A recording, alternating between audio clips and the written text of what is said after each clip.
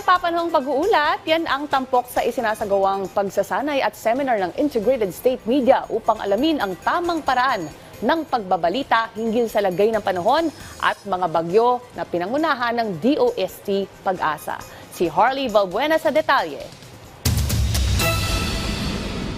Sa ikalawang bahagi ng workshop ng Presidential Communications Office para sa Integrated State Media, pinagtuunan ang mga kaalaman at tamang paraan ng pagbabalita hinggil sa lagay ng panahon, kabilang na ang mga bagyo at epekto nito.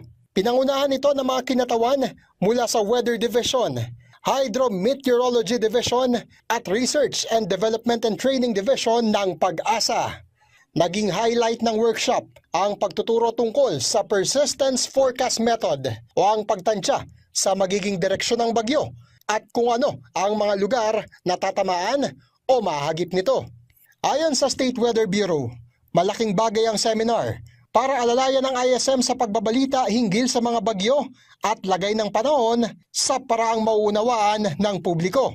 Yung mga information po na yun ay yung mga, for example, mga technical terms, how to relay those information para po sa ating mga media partners para maipamahagi po natin ito sa ating mga kababayan at sa mga tao na nangangailangan ng mga impormasyon mula sa DOST Pag-asa.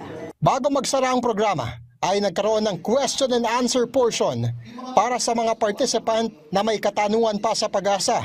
Ang ilan sa mga dumalo, hindi na makapaghintay na magamit sa kanilang mga trabaho ang mga natutunan sa seminar. Hindi naman pala simple, no? Parang may science pala talaga behind that.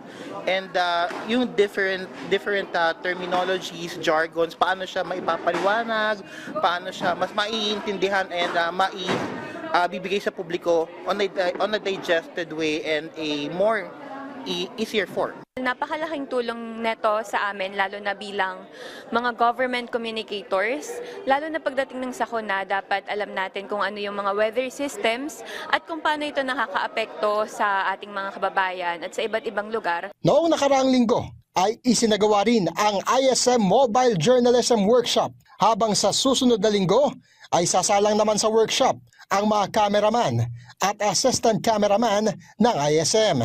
Layunin ng PCO na mapalawak pa ang kaalaman at kakayanan ng Integrated State Media para sa mas komprehensibong pagbabalita at pagpapaabot ng impormasyon sa publiko. Harley Valbuena para sa Pambansang TV sa Bagong Pilipinas.